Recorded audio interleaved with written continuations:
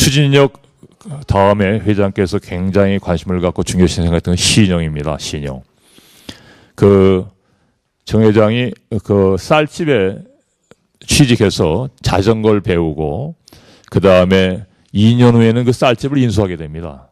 쌀집 주인도 아들이 있었었는데 아들한테 쌀집을 물려주는 것보단 정주영이한테 쌀집을 물려주는 것이 훨씬 더 바람직할 것 같다 해가지고 쌀집을 물려주죠. 그래서 쌀집을 경영하다가 현대 아도 서비스라는 회사를 창업을 하게 됩니다. 근데 이때는 쌀집을 팔고 이제 자동차 수리 공장을 한 건데 그때 쌀집을 판 돈이 800원입니다. 800원. 그리고 3,000원을 더 빌렸는데 빌릴 때 아무런 담보도 없이 3,000원을 어떻게 빌릴 수 있었느냐. 쌀집을 했을 때 쌓은 신용을 가지고 3,000원을 빌린 겁니다.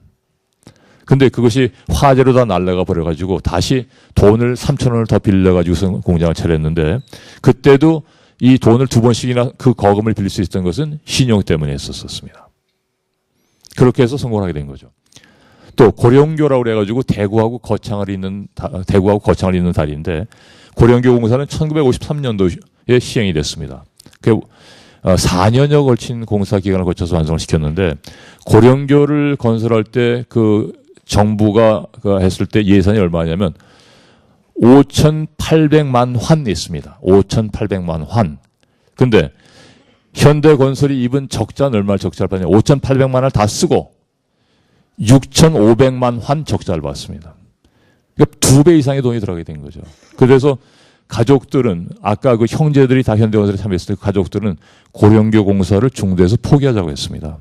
포기하고 하는 것이 더 낫다 했는데 동생들의 집을 다 팔아서 본인 집 하나만 놔두고 동생들의 집도 다 팔아가지고 그 돈을 빌리고 해서 고령교 공사를 무사히 마쳤습니다.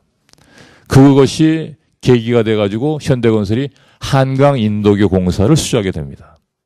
결국 신용이 회사를 다시 살린 겁니다. 현대건설을 망해가던 현대건설은 한강 인도교 공사를 통해서 다시 건설회사로서의 굴지의 건설회사로 발돋움하게 됩니다.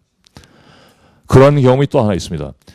현대건설은 해외 건설에 관심을 갖고 국리하던 차에 태국 고속도로 건설 공사에 입사를 했는데 여러 가지 악천후라든가 또 경험 미술로 인해 가지고 타라니와 고속도로 건설 공사에서 엄청난 적자를 받습니다. 하지만 시방서대로 시공을 잘하고 해서 여기서 쌓은 신용으로 현대건설이 동남아 진출을 하고 또 제일 큰 무대에 있던 중동에 진출하는 결정적인 계기가 된 것이 태국에서 쌓은 신용도로 인해서 동남아, 중동에 진출하게 된 겁니다.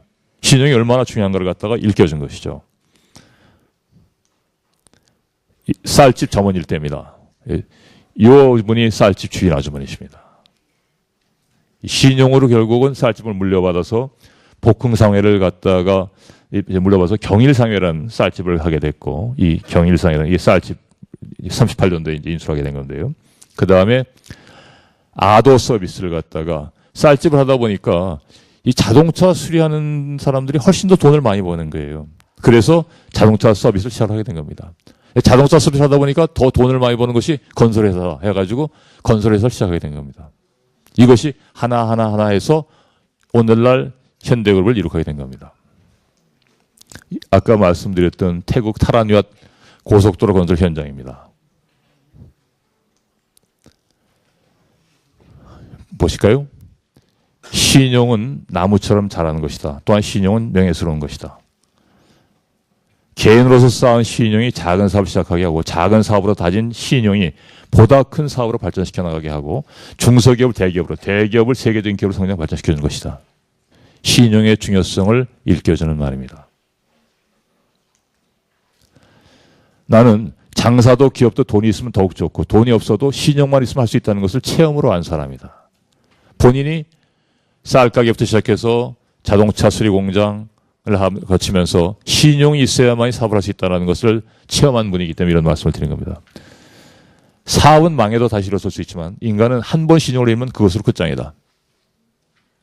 요새 신용불량자들이 우리 주위에도 많이 있습니다만 얼마나 어려운 삶을 사는지 여러분들이 혹시 신용불량자 옆에 있는 분들 보시면 아마 짐작하실 겁니다.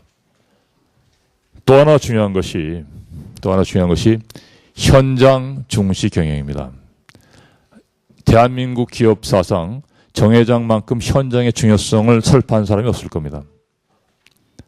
현장에 대한 중요성을 잘 알고 있기 때문에 매일 아침이면 새벽에 일어나서 5시부터 주요 현장, 해외 주요 현장, 국내 주요 현장 물론 해외 주요 현장, 해외 주요 지사에서 전화를 받고 가보진 못하더라도 또 시간만 나면 국내 현장, 해외 현장을 뛰어다녔던 것도 현장이 얼마만큼 중요하다는 것을 뼈저리게 알고 있었기 때문에 했던 겁니다.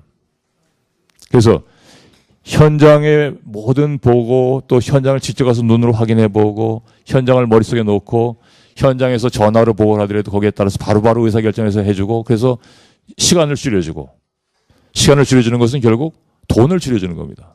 비용을 줄여주는 것이죠. 그러한 노력이 가능하도록 하는 것은 현장을 항상 머릿속에 넣고 있기 때문에 가능한 일입니다. 또 현장에서 근무한 사람은 진급도 좀 더 빨리 시켜줍니다. 또 현장에서 근무하면은 그 다음 근무지는 현장에서 근무한 사람의 가급적이면 원하는 대로 보내줍니다. 아, 나는 본사에서 근무하고 싶다. 또는 나는 다른 현장, 다른 A 현장에서 근무하고 싶다. 그러면 그 사람의 의견을 최대한 반영해 주도록 노력을 했습니다. 진급도 예를 들면 사원서 대리를 진급하는데 3년이 걸린다. 그러면 현장에서 근무하는 사람들은 2년이면 진급을 시켰습니다. 이렇게 현장을 우선적으로 고려해주는 인사정책을 폈고 또 정 회장 자신이 현장을 제일 우선했고 제일 많이 뛰어다녔고 현장을 누구보다 사랑했고 그것이 오늘날 현대그룹을 일으키는 커다란 중요한 요인 중에 하나가 됐던 겁니다.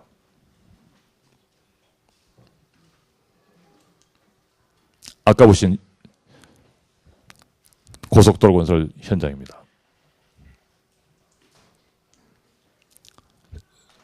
어디라고 했죠? 사우디 주벨 산업항을 갈 때 현장 둘러보는 모습이죠. 이게 바다 공사이기 때문에 배에 타고 있는 모습입니다. 배 안에 타서 둘러보는 모습입니다. 이건 아까 서산 최종 물막이 대형 유조선으로 막고 공사할 때 현장에 직접 워키토키를 들고 지휘를 하는 모습입니다. 이것이 1984년입니다. 84년도에 이 공사를 하느냐고 2박 3일이 소요가 됐는데 2박 3일 동안 정 회장이 식사를 한 것은 빵과 우유에 있었습니다. 아마 여러분들 그 고령에 84년도니까는 15년생이니까는 한 70 정도 되신 거죠.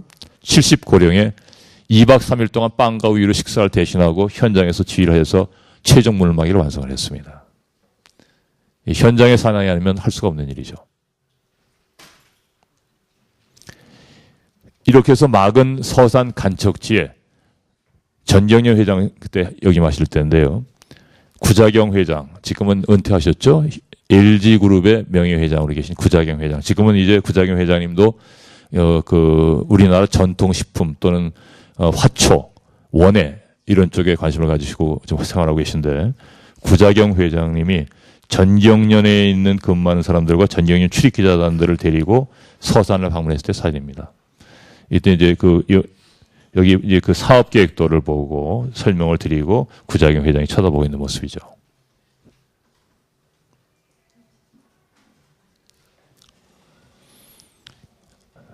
정중 회장의 여러 가지 그런 경영 철학을 살펴보면서 또 하나 우리가 놓치지 말아야 될 부분은 무엇이냐?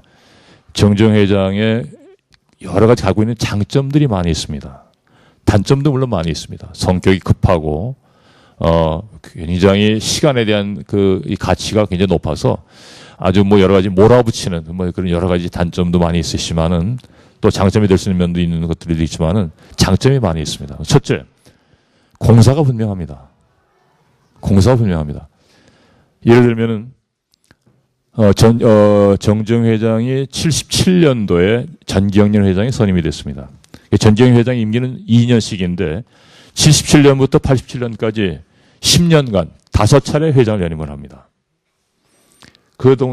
전경련 회장으로서 한 일 중에 중요한 것 중에 하나가 전경련이 원래 종로에 있는 3.1빌딩에 세를 들고 살고 있었습니다.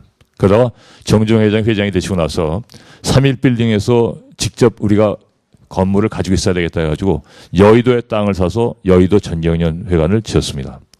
근데 전경련회관을 지을 때 회원들은 당연히 전경련회관을 지을 돈을 제일 많이 낸 기업이 현대그룹입니다. 왜냐? 회장사기 때문에 돈을 당연히 제일 많이 내야죠.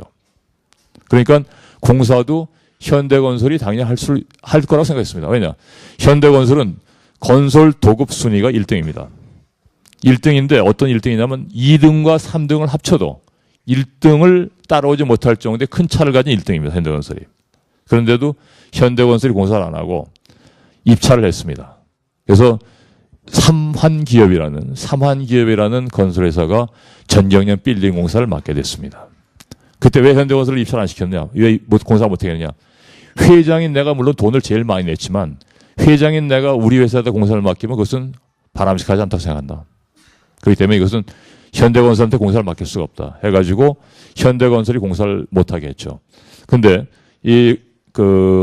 전경련 회관은 79년도에 완공이 됐는데 79년 11월 1일 날 완공이 됐는데 완공 때 박정희 대통령이 참석하게 돼 있었습니다. 와서 제막식도 하고 테이프 커팅을 하기로 돼 있었었는데 물론 11.6 때 돌아가시는 바람에 참석을 못했죠.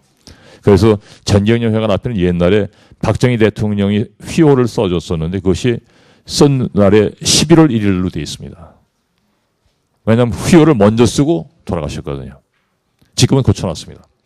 어쨌든 그 대통령이 참석해서 준공 날짜를 맞춰야 되는데 삼환기업이 공사를 하다 보니까 공사 늦어져서 할 수 없이 현대건설이 돌관 공사를 해줬습니다. 물론 그때도 무료로 했죠. 돈을 안 받고.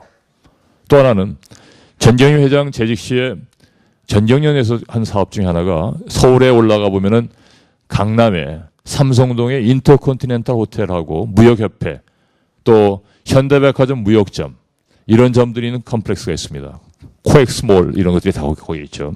그때 이제 인터컨티넨탈 호텔 사실은 정 회장은 인터컨티넨탈 호텔을 갖다가 물론 이름은 인터컨티넨탈 호텔이 아닙니다만 호텔 사업을 하고 싶었었습니다. 그런데 LG그룹이 호텔업에 관심이 많아서 구자경 회장이 정 회장 LG그룹이 한번 호텔 할 수 있도록 해줬으면 좋겠다 해가지고 본인이 생각했던 것을 얘기를 못 꺼내고 LG에 호텔을 하기로 해줬습니다. 또 백화점이 있었었는데 현대백화점이 지금 운영하고 있습니다만은 원래는 전경련 회장단 회의에서 삼성동에 백화점을 넣으려고 그러는데 백화점을 하고 있는 삼성그룹은 할 의향이 있습니까? 그래서 삼성그룹에 제일 먼저 오퍼를 줬습니다. 왜냐? 삼성그룹은 그 당시만 해도 지금은 신세계그룹이 삼성그룹 내에서 분가가 됐지만은 신세계가 그때 삼성그룹이 운영하고 있었습니다. 그 당시에 전경련 삼성 측 부회장이었던 조우동 삼성중공업 회장이 전경련 부회장으로 일을 하셨었는데 조우동 부회장이 삼성 사장단 회의에 가서 토의한 결과 신세계백화점은 삼성동 백화점에 관심이 없다 그래가지고서는 포기했습니다. 그러니까 그 다음에 정 회장이 다시 제안한 것은 미도파가 대농그룹이 했습니다. 대농그룹. 박용학 회장이 전경련 부회장을 그때 맡고 계셨는데 박용학 회장한테 그럼 박 회장 미도파가 검토를 해보십시오. 미도파가 할 의향이 있으신지. 미도파 박용학 회장도 안 하겠다 했습니다. 왜냐? 그 당시에 삼성동은 허허 발표한 얘기이기 때문에 거기에 집이 들어서고 빌딩이 들어서고 백화점이 될 거라는 생각을 감히 할 수가 없었습니다. 그 당시에 현대백화점 압구정점을 짓고 있던 현대가 그 백화점을 맡게 된 겁니다. 지금 와서는 엄청난 이익을 가져다 줬지만은 그 당시에는 삼성동 현대백화점 무역점이 그렇게 인기가 없었습니다. 하지만 정 회장이 차근차근 자기가 일속을 따지는 것보다는 남에게 먼저 이익을 챙겨주고 또 남에게 안 한다 그러면 할 수 없이 할 수밖에 없는 입장이든 자기가 하고 어려운 일은 자기가 하고 좋은 일은 남에게 주는 그러한 공사가 분명한 행동으로 인해서 전경련 회장을 무려 10년 동안이나 유지할 수 있었습니다. 또 하나는 우리가 바덴바덴 가서 올림픽을 유치하고 서울에 돌아온 후에 올림픽을 유치하게 되면은 많은 공사가 있습니다. 체육관뿐만 아니라 거기에 따른 사회간접자본 시설을 도로라든가 거기에 따른 또 이 아파트라든가 선수촌 건설이라든가 하는 것들을 하게 되는데 그러한 공사에 현대건설을 절대 입찰을 못 시켰습니다. 왜냐? 내가 올림픽을 유치했는데 만약 내가 올림픽에 관련된 공사를 하게 된다면 내가 올림픽을 유치했다는 그런 구실로 내가 이권을 가져간다고 사람들이 오해할 것이다. 난 그런 오해를 통해서 그런 잘못된 생각을 줌으로써 돈을 벌고 싶은 생각은 없다. 그러면서 현대그룹은 절대 올림픽과 관련된 일체 사업에 손을 대지 말라는 지시 때문에 현대그룹은 올림픽 사업에 전혀 참여를 하지 못했었습니다. 이런 것들이 정 회장의 처신인 공사가 분명한 생각 때문에 가능했던 것이고, 그런 것 때문에 전경련 회장을 10년간에 역임할 수 있었습니다. 그건 대한체육회장을 할 때도 마찬가지였었습니다. 바덴바덴에서 올림픽을 유치한 것을 계기로 정주영 회장은 1982년, 미안합니다. 82년도 대한체육회장에 취임을 하게 됩니다. 그런 체육계 관여라서 이제 84년 10월 달까지 대한체육회장을 맡았었는데, 대한체육회장을 하면서도 마찬가지였습니다. 심지어는 그 당시에 84년도 LA 올림픽이 열렸었는데, LA 올림픽 때 청와대 당시의 대통령이 전두환 대통령이었던 걸로 기억하는데요. 전두환 대통령이 그 다른 분을 LA의 그 선수단 단장으로 내정을 했었었는데, 정 회장께서는 그것은 옳지 않다. 여러 가지 선수단을 이끌 인물이나 이런 걸 봤을 때 그것은 김성집 단장이 훌륭한 사람이기 때문에 그 사람을 보내는 것이 선수단을 이끌고 좋은 실력을 내는데 바람직하다 해서 대통령의 얘기를 거절하고, 그러고 김성집 씨를 LA 올림픽 선수단 단장으로 임명을 했습니다. 그때는 대통령의 뜻을 거스르고 인사를 한다는 것은 감히 생각하지도 못할 때입니다. 그러한 분명한 생각을 갖고 모든 일을 결정하셨었습니다. 아까 그 남을 먼저 생각한다는 말씀을 드렸습니다만은, 그러한 여러 가지 그걸 통해서 오늘날 정주영 회장에 대한 평가나 이런 것들이 오랫동안 지속될 수가 있는 거고, 요새 새삼스럽게 정주영 회장에 대한 그런 평가가 나오고 있는 겁니다.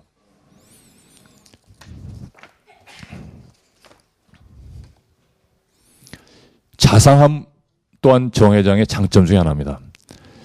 우리가 회사 생활을 하다 보면은 우리도 모르는데 어떤 직원이 회장님이 찾으셨다고 올라올 때가 있습니다. 비서실에. 그러면은 회장님께 여쭤보면 내가 불렀으니까 날 만나게 해주라고 얘기를 하시는데, 그 사람이 어떤 사람이냐면 어려움에 처해 있는 사람들입니다. 그 우리도 모르는 일을 어떻게 해서 들으시는지 모르지만 어렵고 힘든 일을 하는 사람이 있으면 불러다가 직접 격려를 해주시고, 아마 제가 볼 때는 재정적인 지원도 해주셨는 길이 많으셨을 겁니다. 그런 자상함이 있습니다. 또 우리가 예를 들면은 이제 그 직원들하고 같이 어울려서 술자리 같은 데가 있을 때 어떤 사람이 어느 술자리든지 반드시 거기 술자리에는 소외자가 있게 마련입니다. 그럼 한켠에서 우두커니 앉아있는 사람은 술 따라주는 사람도 없고 노래를 하라고 시키는 사람도 없고, 그럴 때 슬며시 그쪽 자리로 가서 술도 따라주고 노래도 시키고 하는 사람 누구냐? 정 회장입니다. 그 누구가 그런 신경을 쓰는 사람이 별로 없습니다. 저도 그런 걸 보고서 나도 이 다음에 높아지면 그렇게 해야 되겠다 생각하고, 저도 요새도 그렇게 하려고 직원들하고 회식을 할 때든가 또는 여러 가지 행사 때마다 그렇게 하려고 노력을 합니다만 잘 안 되는 게 그런 겁니다. 가운데 자리에서 자꾸 안 움직이게 되지, 저 구석 자리 가서 소외한 사람들한테 술을 권하고 얘기를 시키고 하는 그런 일들이 참 쉽지 않습니다. 그런 자상함을 가지고 있습니다. 또 치밀함이라는 것이 장점 중에 하나인데요. 아까 그 울산에서 제작한 철 구조물을 바지에다 싣고 인도양을 거쳐서 사우디아라비아만까지 끌고 가는 것들, 이런 것들은 치밀한 계산이 없으면 할 수가 없습니다. 또 수많은 돈이 들어가는, 수천억씩 투자되는 돈을 투자되는 사업에 치밀함이 없으면 할 수가 없습니다. 그 사업 계획을 세우시는 걸 보면은요, 웬만한 박사들이 사업 계획을 세우는 것보다 더 확실한, 더 치밀한 사업 계획을 세우십니다. 최근에 현대자동차그룹이 충남 당진에 종합제철소를 갖다 준공을 했습니다. 정 회장께서 하시려고 그러다 못한 사업 중에 하나가 제철소, 종합제철소 사업인데, 그 당시에 포철이 우리나라 종합제철소로서 독점을 하고 있었기 때문에 좀 더 경쟁력 있는 제철 산업을 하려면은 제2제철을 해야 되겠다라는 생각을 하시고 정부에 제철소를 허가를 내기 위해서 노력을 했는데 그걸 실패를 했습니다. 정부가 허가를 안 내줘서. 이제 최근에 이제 현대자동차그룹이 제철소 당진에 완공을 했습니다만은, 제철소 사업 계획을 세우시는 걸 보면은 머릿속이 컴퓨터 같습니다. 그 사업의 구상 단계부터, 물론 사업을 잘 알아야 할 수 있습니다만은 사업의 구상부터 들어가는 비용에 대한 계산까지 어느 컴퓨터가 따라하지 못할 겁니다. 그런 머릿속에 치밀함이 있기 때문에 사업을 성공적으로 할 수 있는 의사결정을 내릴 수 있었던 겁니다. 치밀함. 또 하나 장점 소탈함입니다. 아까도 말씀을 드렸습니다만 어디 이제 그런 대기업 그룹의 회장이고 전경련 회장이고 대한체육 회장이기 때문에 어디 나가면 대접을 참 많이 받습니다. 그런데 어디 나갈 때도 비서 없이 혼자 다니십니다. 또 누가 옆에서 뭐 하고 하는 그런 격식, 허례허식 이런 것들에 대해서는 전혀 개의치 않습니다. 식당에서도 이제 한 가지 울산 다닐 때의 일화를 말씀을 드리면은 제가 비서실에 처음 입사하고 이제 회장님을 모시고 서울서부터 출발해가지고 울산까지 내려오는데 그 당시는 경부고속도로를 승용차를 타고 다녔습니다. 그러면 이제 서울서부터 울산을 오려면은 금강휴게소, 옥천에 있는 금강휴게소에서 쉬게 되는데 서울서부터 출발해서 금강휴게소까지는 주무십니다. 저는 왼쪽에 앉아있고 회장님 오른쪽에 앉아서 주무시고 이제 금강휴게소에서 식사를 합니다. 식사 메뉴가 어떠냐? 금강휴게소는 현대백화점에서 소유권을 갖고 있습니다. 현대백화점에서 운영을 했습니다. 그 당시 이름은 금강개발입니다. 지금은 제가 백화점 사장으로 가가지고 현대백화점으로 상을 바꿨습니다만 그 당시엔 금강개발이 있는데 금강개발에서 운영을 하는데 식사가 뭐냐? 갈비 한 대 딱 굽니다. 갈비 한 대. 그 다음에 국밥. 그러고 식사를 하고 나오시면 저는 국밥을 맨 처음에 따라갔는데 너무 뜨거워서 못 먹겠는 거예요. 근데 그 뜨거운 걸 훌 다 드시고 딱 일어나시는데 난 3분의 1도 못 먹었습니다. 어쨌든 국밥 드시고 나오면은 디저트가 뭐냐? 브라보콘 2개를 딱 사놓습니다. 가게. 금강휴게소 점장이 브라보콘 2개를 딱 사줍니다. 그럼 브라보콘 차에 타가지고 브라보콘 하나씩 꺼내 먹는 게 그게 디저트입니다. 이렇게 다니셨던 분이시니까요. 그건 울산 가는, 이제 그다음부터 이제 금강휴게소부터 울산까지는 노래를 배우십니다. 차 안에서. 그래서 그 당시엔 카세트가 아니고 카트리지라는 큰 테이프가 있었었는데 거기에 노래가 10곡이 들어가면 첫 노래부터 끝 노래까지 똑같습니다. 예를 들면 첫 번째가 이거야 정말이면 10번째도 이거야 정말입니다. 그래서 이거야 정말을 10번 돌아갈 때까지 계속 따라 부르시는 거죠. 그렇게 해서 노래를 배우시는 겁니다. 울산서 서울 올라올 때는 마찬가지입니다. 울산서 금강휴게소까지 주무시고 다시 거기서 국밥 한 그릇 드시고 서울까지는 그 다음엔 쨍하고 해뜰날 이렇게 노래를 배우시는 거죠. 그럴 정도로 형식이라든가 또 낭비라든가 이런 데 전혀 구애받지 않으시고 소탈하고 어떤 거든지 잘 드시고 어떤 사람들을 만나서 누구도 잘 사귀고 잘 얘기하고 아까도 사람 얘기가 나왔지만 누구든지 다 자기 스승으로 생각하고 배우는 사람이 있다고 생각하는 거고 그런 소탈함이 정주영이라는 인간을 형성하는 데 커다란 바탕이 됐습니다. 그 다음에 그 정주영 회장을 일만 하고 그 다음에 불도저 밀어붙이시기 무대뽀 이렇게 생각하는 사람들이 많으신데 굉장히 낭만적인 분이십니다. 굉장히 낭만적인 분이십니다.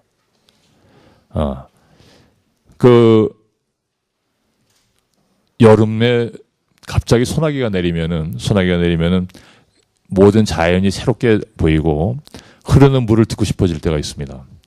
그렇게 될 때 저녁 약속이 없는 날은 우리 비서실 직원들을 데리고 그 뒤에 북한산 계곡 같은 데 가가지고 물가에 노점에 가가지고 거기서 이제 저녁을 먹으면서 거기서 시도 읊으시고 하십니다. 그래서 옛날에 저희 회장님이 초등학교밖에 못 나오셨지만은 한학을 배우셨기 때문에 한시를 참 잘 외우십니다. 한시를.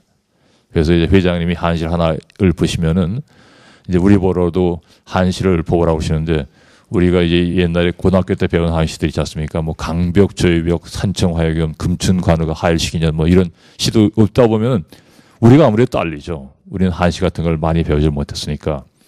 그러다 이제 하다 보면 이제 우리는 한시라다 한시 나오면 우리는 우리나라 시로 대응을 하고 또 안 되면 영시도 대응을 하고 해서 회장님을 갖다가 시합을 하고 그랬었었는데 그런 낭만적인 면이 있고 또 눈이 오면은 눈 구경하러 갑니다. 그래서 박영합 회장한테 전화해가지고 박영합 회장님이 용평에 좋은 콘도가 있습니다. 나는 콘도가 없으니까 박 회장 용평에 눈 구경하러 가세요. 그래가지고서는 서울서부터 용평까지 눈 구경하러 갑니다. 또 정 회장께서 휴가는 안 가지만 1년에 반드시 하는 게 하나 있습니다. 뭐냐? 가을 단풍 구경입니다. 서악산 단풍 구경. 이거는 반드시 갑니다. 그리고 가는 멤버들도 본인이 다 짭니다. 남자는 누구누구, 여자는 누구누구 해서 토요일 날 아침에 떠나가지고 설악산에 가서 한번 그 점심 먹고 그다음에 저녁 때는 강릉 와서 주무시고, 강릉에 우리 호텔에 있었었는데 강릉 호텔에 와서 주무시고, 그 다음날 다시 이제 올 때 소금강을 들렸다 소금강에서 이제 보시고 옵니다.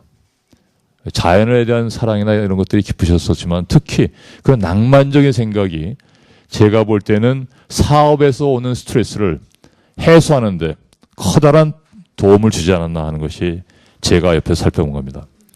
정 회장님이 하시는 것 중에 골치가 아프고 사업상의 문제가 해결 안 되고 그러면 가는 데가 저희 자연을 보러 가시는 것도 있지만은 또 하나는 부모님 산소를 갑니다. 부모님 산소를 돌아보시고 그러시면은 거기서 복잡한 문제나 이런 해결하지 못했던 것에 대한 답을 얻으시고 그러신다는 말씀을 저희들한테 하셨었습니다. 그래서 저도 요새 가끔가다 이렇게 골치 아프고 어려운 일이 생기면은 저도 저희 회장님 산소를 갑니다.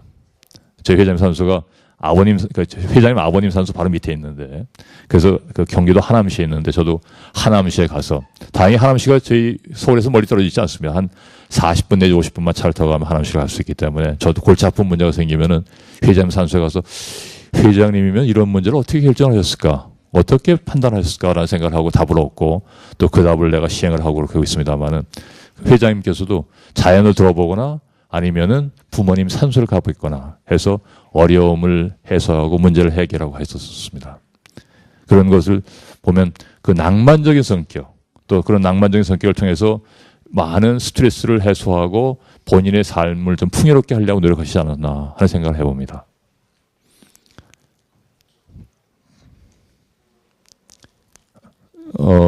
여러분들 보시면은 아는 분이 있으시죠?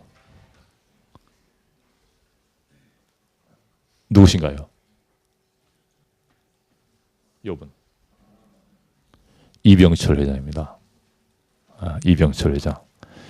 요분이 지금은 돌아가셨죠. 다들 돌아가시면 경성방직을 하던 김용환 회장입니다. 우리 회장님 바로 전에 전경련 회장을 역임하시던 분입니다. 이정림 회장이신데 돌아가셨죠. 전경련 회장 때 전경련을 방문한 전 회장들이 오셔서 회장을 만나시던 모습입니다. 전경련 회장을 하시면서 아까 말씀드렸듯이 전경련 회원들을 먼저 생각하고 자기를 나중에 생각하고 전경련 회원들을 먼저 기회를 주고 자기는 기회를 안 갖고 이런 활동을 하면서 전경련 회장을 10년간이나 하신 겁니다. 아까 말씀드린 81년도 서독 바덴반에서 열렸던 올림픽 유치, 나고야하고 경쟁해서 해서 유치에 승리하고 거기에 이제 서울에 결정됐다는 것에서 마담 벨비라고 해가지고 그 사마란시 위원장과 같이 일했던 사무총장입니다. IOC 사무총장, 여성 사무총장이었습니다. 막강한 권한을 가진 여성 사무총장이었었는데 그 사인을 하는 모습입니다. 뒤에 계신 분들은 같이 서울올림픽 유치단을 구성해서 갔던 전상진 대사, 최말립 KOC 명예총무 해서 사인을 하는 모습입니다. 81년도 9월 30일입니다. 여기 날짜가 있죠. 82년 7월 17일 재연절 때 전경련 회장단 및 주요 회원사들을 이끌고 버스편으로 서울서부터 울산까지 버스편으로 산업시찰을 떠난 모습입니다. 이 보면 볼에 뭘 물고 있으신 것 같아요. 두 분이 볼에 아마 사탕을 물고 있는 것 같지 않나 싶은데 이병철 회장하고 나란히 앉아서 간 모습입니다. 원래 삼성의 이병철 회장하고는 사이가 굉장히 좋지 않았었습니다. 여러 가지 문제로 항상 그 제1이라는 것에 항상 그런 컨플릭트가 있고 해가지고선 굉장히 어렵고 힘들게 지냈었었는데 정정 회장의 맏아들이 교통사고로 경부고속도로에 사망을 했습니다. 아까 정몽필이라는 맏아들이 울산에 들렸다가 서울로 올라오는데 승용차가 추돌이 돼가지고 사망했습니다. 그때 사망했을 때 당시에 저하고 저희 회장님은 미국에 출장 중에 있었습니다. 미국에 출장 중에 있었는데 이병철 회장이 빈소를 갔다가 조문을 왔습니다. 아들의 빈소에 조문을 와줘서 그것을 계기로 회복이 돼서 이제 그 후부터는 가깝게 지내셨는데 그때 그 이후에 이 산업체를 같이 떠나시는 모습입니다. 그거 참 재미있는 걸 하나 더 생각이 나서 말씀드리는데 그 맏아들이 교통사고로 돌아가실 때는 얘기를 우리가 미국 출장 중에 했었었는데 미국 출장 중에서 받았습니다. 근데 그 맏아들을 회장님이 제일 야단도 많이 치고 제일 어렵게 그 경영자로서의 교육을 시켰는데 그러다 보니까 맏아들이 굉장히 어렵게 지냈습니다. 그래서 어렵게 지내다 이제 동서산업이라는 회사를 맡겼다가 인천제철의 사장으로 근무할 당시였는데 돌아가실 때가 그 제가 LA 이제 출장 가서 LA에서 저는 일요일 날이 돼가지고 호텔에 앉아서 그 다음 날 할 미팅에 대한 그 서류를 갖다가 작업을 하고 있었었는데 회장께서는 일요일 날이 돼서 이제 그때 그 벡텔 그 미국의 유명한 건설에서 벡텔이라고 있습니다. 벡텔사하고 골프 약속에서 골프 치러 가셨는데 저한테 전화가 왔습니다. 서울서 정몽필 사장이 교통사고로 돌아가셨다고 전화가 왔습니다. 그렇다고 이걸 그 저보고 보고를 하라는 거예요. 그래서 저도 그걸 구두로 말씀드리기가 참 어려워가지고서는 사고 경위하고 돌아가셨다는 것을 서면으로 해가지고 오시자마자 바로 넘겨드렸는데 저는 저희 회장이 우시는 걸 한 번도 못 봤습니다. 근데 그때 침대에 누우시더니 죽을 사람은 죽는 거야 하더니 침대에 누우셔서 하는데 눈물이 뚝뚝뚝 떨어지는 걸 봤습니다. 근데 그 후에 저희가 LA에서 샌프란시스코, 피츠버그, 워싱턴, 뉴욕 거쳐서 돌아왔는데 아무래도 이제 신문이 매번 서울서 보냅니다. 항공편으로.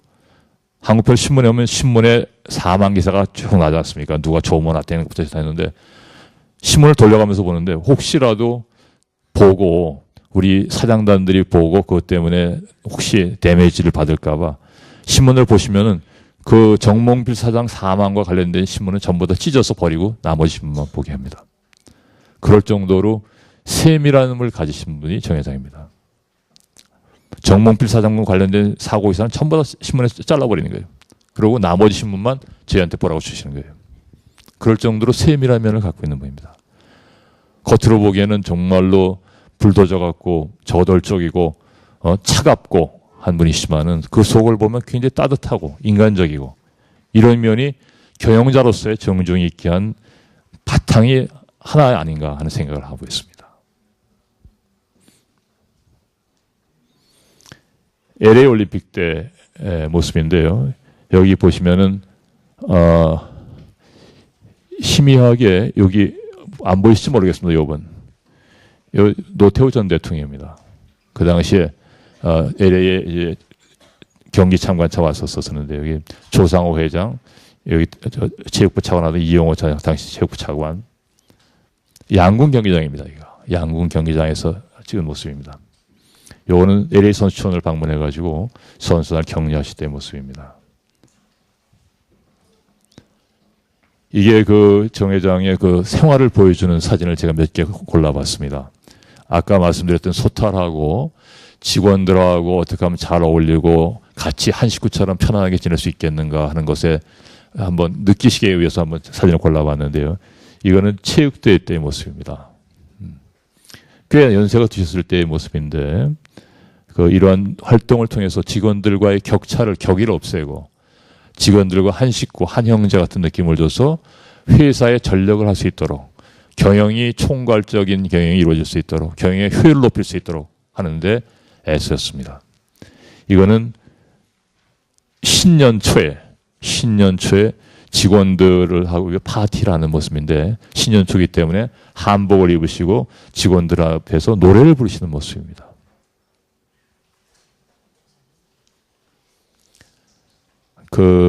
이 사진의 저희 장소는 이건 제가 찍지 않았기 때문에 어딘지 제가 기억을 못 하겠습니다만 설악산 어디 있을 텐데 이때는 제가 못 갔습니다. 이 설악산 때 이 드는 모습을 보십시오. 입을 쫙 벌리시고 한 입 가득 음식을 넣는 모습입니다. 이 사진은 그런 바쁜 와중에서도 붓글씨를 써서 본인의 생각과 자세를 가다듬고 정신적인 여유를 찾아보자 하는 뜻에서 붓글씨를 쓰는 모습입니다. 이건 제가 강릉 현대호텔에서 찍은 사진인데요. 강릉 현대호텔에서 이제 한복을 입으시고 붓글씨를 연습을 하시는 모습입니다. 여기 여러분들이 아시는 분들이 많죠? 여러분 최불암 씨, 여기 시인, 해변 시인학교 교장을 20여 년 가까이 하고 계신 황금찬 시인, 여기는 수필가 강계순 선생님, 여기는 유명한 연예인 강부자 씨. 이분 누구시게요? 극작가 김수현 씨입니다. 김수현 씨. 문학평론가 박동규 교수, 서울대 교수. 이분은 2대 4대 학장을 하시던 백명희 교수 돌아가셨습니다. 암으로 돌아가셨고, 이분은 덕성여대 총장을 하신 김종서 교수님입니다. 제가 16년 동안 회장 비서실에서 근무를 하면서 모든 여행을 전부 다 비즈니스 트립 했습니다. 그러니까 사업 때문에 출장을 갔었었는데 단 한 번 사업이 아닌 여행을 떠난 게 있습니다. 이게 이겁니다. 89년 6월 말에 떠났는데 회장님이 이때 무슨 생각이 드셨는지 하지 때 백야를 보고 싶다고 백야를 가지고 스케줄을 한번 잡아보라는 말씀하셨습니다. 그리고 거기는 절대 사업 얘기를 안 할 사람들로 멤버를 짜서 가겠다라는 말씀하셨습니다. 제가 평생을 같이 회장을 모시고 다니면서 난 비즈니스 트립을 한 게 이때가 유일할 때입니다. 그래서 서울을 출발해가지고 앵커리지 가서 백야를 보고, 앵커리지에서 있다가 스위스에 가서 융플라우를 보고, 그러고 그 다음에 노르웨이 가서 트롬스라는 데 가서 백야를 보는, 백야만 하여튼 그 북극으로 다니면서 쭉 봐왔었는데, 이게 알래스카에 갔을 때 마누스카 그 그레이시에서 찍은 사진입니다. 이거는 해변 시인학교에 참석하셨을 때의 정 회장 모습입니다. 이 박동규 교수가 그 아버님 박목월 선생님이 계실 때부터 했던 일 중에 하나가, 어머님을 모시고 박목월 선생님이, 그러니까 부인이시죠. 박목월 선생님이 부인과 아들을 데리고 했던 것이 해변 시인학교란, 여름에 시를 좋아하는 사람들을 이제 해변에 불러 모아서 하는 3박 4일 또는 2박 3일짜리 행사를 하는데, 그 행사를 좋아하셔가지고 저희 회장님이 해변 시인학교를 자주 들리곤 하셨습니다. 특히 회장님이 강릉에 신입사원 학예수련대를 갔다가 시간을 내서 해변 시인학교에 가서 저녁을 같이 하시고 시를 같이 읊으시고 하던 때 모습인데, 해변 시인학교에 참석하셨을 때 회장 모습입니다. 회장님이 본인이 사업가가 안 됐으면은 본인은 소설가가 됐었으면 좋겠다라고 생각하실 정도로 글에 많은 관심을 가지셨었고, 그래서 문인들과의 교류도 굉장히 많이 가지셨었습니다. 구상 선생님이, 회장님이 돌아가신 후에 보면은 묘소에 구상 선생님이 써준 시가 있는데, 구상 선생님을 비롯해서 여러 문인들과 굉장히 많은 교류를 통해서 문화계에도 많은 공헌을 하였습니다. 여기 한번 어록을 한번 좀 보겠습니다. 쭉 볼만한 건데요. 아버님과 어머님이 그 부지런하심은 나의 일생의 가장 은혜로운 교훈이었고 오늘의 나를 있게 한 첫째가 는 유산이다. 첫째, 부지런함을 꼽았습니다. 부지런함. 나 자신은 나를 자본가로 생각해 본 적이 없다. 나는 그저 꽤 부유한 노동자일 뿐이며 노동으로 재화를 생산해낸 사람일 뿐이다. 소박한 생각을 하고 계시죠. 한 번도 본인이 부자로 생각한 적이 없기 때문에 구두도 와이셔츠도 가방도 텔레비전도 그렇게 생각할 수 있었던 겁니다. 밥을 알 만한 근거라도 있으면 그것을 시발점으로 점점 크게 더 큰 것으로 확대시키는 것이 나라는 사람의 특기이다. 10살 무렵부터 난 아버지를 따라 뜨거운 논밭으로 나가 하종일 떼약볕 아래 허리를 구부리고 농사일을 배워했다. 그렇게 일하면서도 나는 불행을 느끼지 않았다. 보통 학교를 졸업할 때 공부를 계속해서 보통 선생님이 될 수 있으면 하는 것이 당시 나의 가슴속에 있는 꿈이었다. 진일 마르니 좋은 일 나쁜 일 부른 호우는 누구에나 다 같이 공평하게 돌아가게 되겠지. 특별히 좋은 일만 돌아가게 선택받는 사람은 없다. 모든 일은 좋고 나쁜 면이 항상 공존하고 있고 또 그것은 밤이 낮으로 바뀌고 낮이 밤으로 바뀌고 항상 변한다. 어린 시절부터 어떤 처지에서 난 불행하다고 생각해본 적이 없다. 항상 그때 나름대로 만족하고 행복을 느끼며 살았다. 행복한 삶을 바란다면 다른 사람에 대한 이해의 폭을 넓혀 항상 투명하고 겸손하고 순수한 마음으로 살아가는 권유를 하고 싶다. 다른 사람을 인정할 줄 아는 사람은 행복한 사람이며 긍정적인 사람이며 자신도 크게 성장할 소질을 가진 사람이다. 오늘 못하면 내일 한다는 식으로는 발전이 있을 수 없고 어려운 일을 피하다 보면 쉬운 일은 아무것도 없는 법이다. 인간은 일을 해야 하고 일이야말로 신이 주신 축복이라고 나는 생각한다. 몇십 배 많은 일을 한다는 것은 게으른 몇백 명 목의 인생을 산다는 이야기가 된다. 내일은 오늘을 어떻게 사느냐에 달려있고 10년 후는 지난 10년을 어떻게 살았는가의 결과이다. 작은 일에 성실한 일을 보고 우리는 큰 일에도 성실을 믿는다. 작은 약속을 어김없이 지키는 사람은 큰 약속도 틀림없이 지키라 믿음을 준다. 작은 일에 최선을 다하는 사람은 큰 일에도 최선을 다한다. 새겨볼 만한 얘기들이 많이 있으시죠? 스스로 운이 나쁘다 생각하지만 나쁜 운이란 없다. 화창한 날, 비바람 치는 날 우리가 다 같이 골고루 공평하게 만나서 살듯이 나는 좋은 운, 나쁜 운도 누구에게든 공평하게 준다 생각한다. 부정적인 사람은 태양 밑에서 고된 노동의 고통만 끔찍하게 여기지 그늘 아래서 서늘한 바람 쐴 때 행복을 느낄 줄 모른다. 젊었을 때 콩나물 버스에 수담을 받아봐야 자신의 능력으로 자가용을 타게 됐을 때 그 행복감을 느낄 수 있다. 참 와닿는 얘기죠. 10,000원 버스에서 시달리지 않으면 자가용의 그 즐거움을, 행복을 느낄 수가 없는 거죠. 운은 무엇인가? 운도 별거 아닌 때를 말한다. 좋아질 수 있는 기회, 좋은 때가 왔을 때 그걸 놓치지 않고 꽉 붙잡아 제대로 쓰면 성큼 발전하고 나쁜 때에 부딪혀도 죽을 힘을 다해 열심히 생각하고 노력하고 뛰면 오히려 좋은 때로 뒤집을 수가 있다. 얼마만큼 긍정적인 생각과 노력을 해야만이 그것이 중요한 것이지 나쁜 은 좋은 운이 따로 있는 건 아니라는 겁니다. 우리는 원대한 꿈과 긍정적 정서를 가지고 미래를 내다봐야 한다. 뜻이 강하고 굳은 사람은 어떤 어려운 일을 봉착해도 결단코 자신이 마음먹었던 일을 성취하고야만 한다. 모든 사람이 뜻을 가지 않느냐가 가장 중요하다. 뜻을 가지고도 이루지 못하는 것은 없다. 진실이 없는 목표, 참된 노력이 없는 이상은 헛된 망상으로 끝난다. 목표에 대한 신념이 투철하고 이에 상응한 노력만 쏟아보면 누구라도 무슨 일이든 할 수 있다. 참 긍정적이시죠.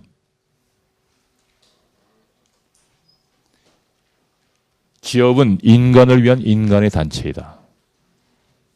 기업이 인간을 위한 인간의 단체입니다. 기술자와 중간관리자 그리고 기능공들은 생산성을 향상시키고 최고 경영자는 고임금을 줘야겠다는 자세와 마음가짐으로 재원을 조달, 임금 인상을 회사의 이윤 확대로 연결시켜야 한다.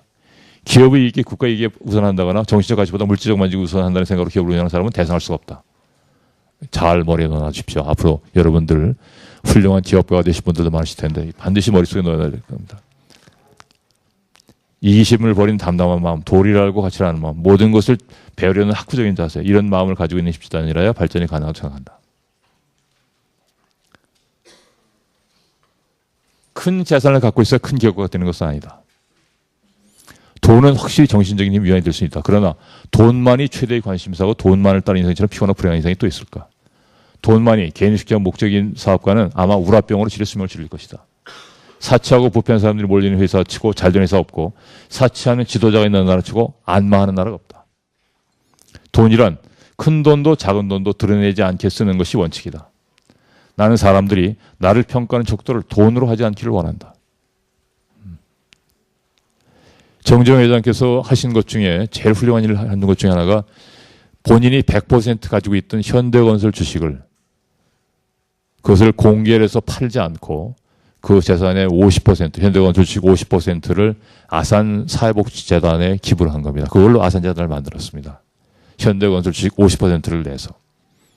그걸 갖다가 시장에 팔면 엄청난 돈을 받을 수 있었을 텐데 그걸 팔지 않고 아산재단에 내서 아산재단을 만들어가지고 오늘날 아산, 여러분이 잘 아시는 아산 서울병원, 뭐 아산 정읍병원, 아산 영덕병원, 여기 경북 영덕병원도 아산병원입니다. 영덕병원, 홍천병원, 보령병원, 보성병원, 전국의 종합병원을 가지고 있습니다. 서울 아산병원만 있는 것이 아니라.